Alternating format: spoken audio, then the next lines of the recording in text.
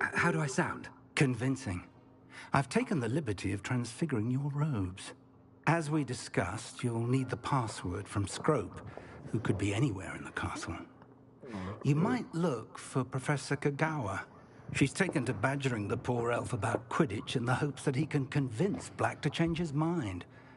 Thus far, unsuccessfully. I see. But what if Professor Black sees me? Leave him to me. I shall tell him where to meet a liaison from the Ministry in Hogsmeade. That should give you plenty of time. Thank you, Professor. I suppose we'll meet again in the map chamber. It's rather strange to hear gratitude coming from Professor Black. I'll see you there. Now to find the headmaster's house elf.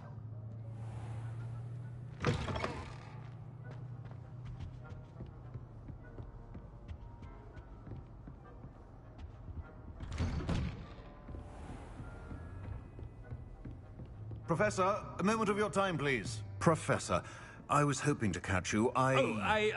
Places to be, Professor Sharp. Places to be. Of course, sir.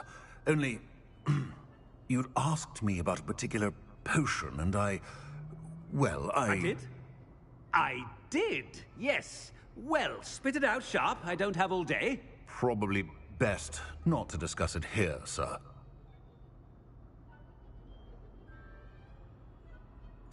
I assure you, Sharp, you may speak freely. Very well. I've brewed the cure for boils you wanted. I can drop it by your office when it's convenient. Of course, yes. No need for all the cloak and dagger. Simply have a student deliver it. A student. Very well, sir, if you insist. I do. And thank you, Sharp. I just hope you've brewed enough for all my boils. Now, to determine which student gets... Greetings!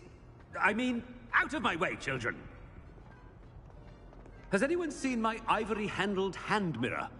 Of course you haven't. What could the headmaster want?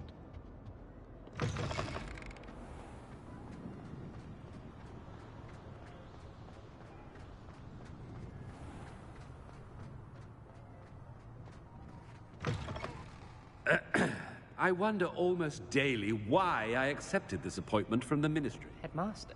Here, what could he want? You call that a shine on those boots? Do better! Professor, a word? Professor Black, again, it is not too late to reconsider your decision regarding Quidditch. We could still have trials and a somewhat shortened season. It would be better than none at all. But the injury, Madam Kogawa. Professor, more than one student has taken a bludger to the head on our pitch. I dare say it knocked some sense into them. And they're fine now.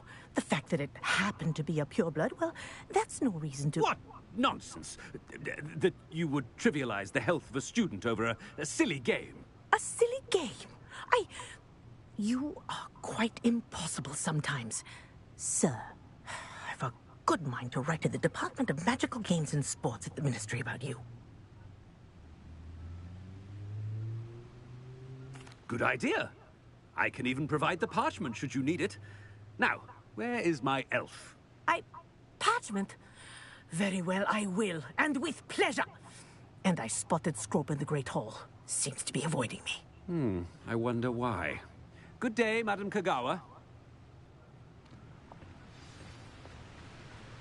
What did we do to deserve him as a headmaster? I haven't time for any of you at the moment. None. None at all. Move aside.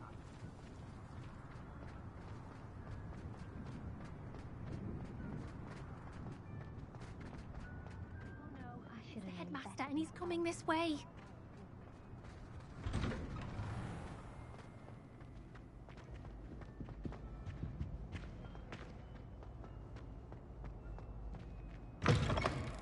If you must speak with me, consult my secretaries or what have you.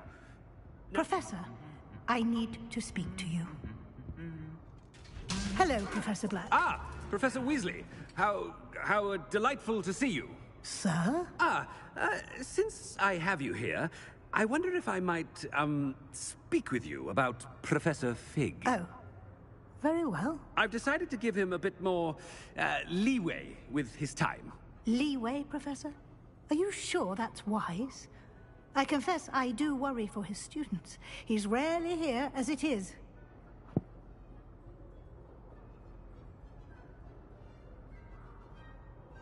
Ah, well, yes. He's handling some official ministry business for me. I see. But sir, if I may, I am wary of how much time the new fifth year seems to be spending away from the castle, supposedly on Professor Fig's behalf. I've heard unsettling rumors of their escapades. Everything from sneaking into the Forbidden Forest to confronting Ranrock's loyalists and Rookwood's lot. What? Goodness. You cannot believe everything you hear, Professor. No, you cannot. I mean, I shall keep an eye on Fig. You simply keep doing the wonderful job that you're doing. Simply wonderful. Thank you. But I'm happy to look into... Good. That'll be all, Weasley. I mean, Professor Weasley. Good day. A wonderful job. Leeway for Professor Fig? I shall never understand that. That ought to give Professor Fig some breathing room. Scrope's as hard a worker as any house elf. Scrope! Oh, greetings, Master. Remind me of the password to my office. Oh, but Master made Scrope swear never to tell anyone, even Master himself.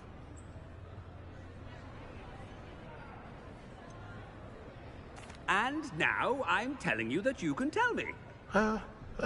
Yes, sir. Of course, sir. Scrope begs forgiveness. It is the Black family motto, Master. Right. Of course. Master does remember it.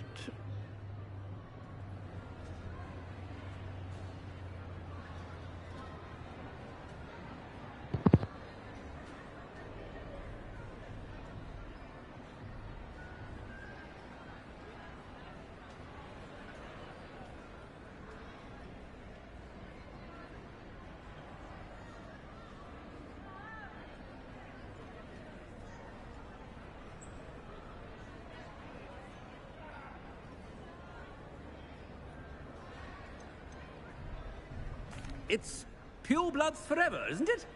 Close, Master. Scrope thinks Master is indeed testing Scrope. It is always pure. Obviously. And, of course, as Master knows, in French. Yes, of course. I order you to pronounce it for me. Oh, Master knows that Scrope's French is most pitiful. Oh, very well. Toujours pure. There is another matter, Scrope. I confiscated this filthy diary from a student. It smells of squid and seawater. Oh, Apollonia's diary. That is quite a surprise, Master. What do you wish Scrope to do with this treasure? Rubbish. Whatever you wish, Scrope. It's your treasure. Now, off with you. The Polyjuice potion's wearing off. I best get out of sight.